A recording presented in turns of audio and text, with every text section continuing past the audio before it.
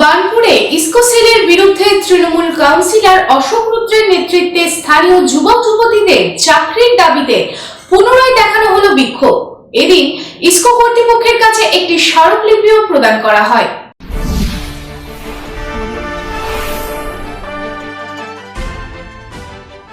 ইসকোকে ঘিরে বিক্ষোভ চলছে দীর্ঘদিন ধরে। কেন ইসকো স্থানীয় যুবক যুবতীদের চাকরিতে নিয়োগ না করে বহিরাগত মানুষকে চাকরিতে নিযুক্ত করছে, তাই নিয়ে মঙ্গলবার বার্নপুর সেলের আইএসপিতে একটি স্মারকলিপি পেশ করল তৃণমূলের কাউন্সিলর ও স্থানীয় মানুষেরা। তাদের দাবি স্থানীয় যুবক যুবতীদের চাকরি দেওয়া এবং অদক্ষ শ্রমিকদের দক্ষ করা।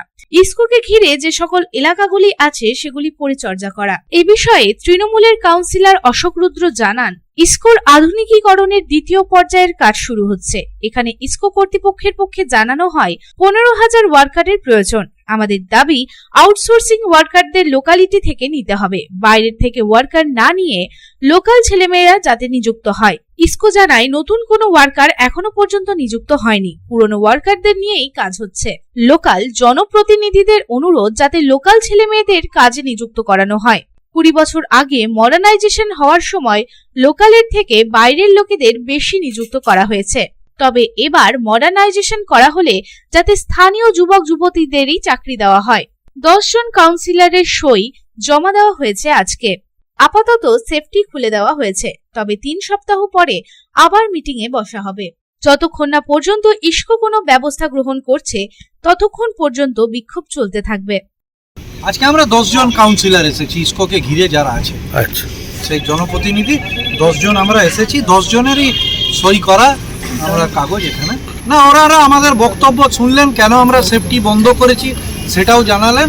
ওরা সংশ্লিষ্ট অথরিটি যারা এই রিক্রুটমেন্টের সাথে যুক্ত থাকেন তাদের সাথে বসবেন। এখানে আমাদের ইনিও ছিলেন, সিএলসির অফিসারও ছিলেন, তারা কথা বলে ইডিপিএন এ ছিলেন, ইডি সবাই ছিলেন। আমরা আপাতত কিছুদিন খুলে দিচ্ছি, 21 দিন আমরা দেখবো।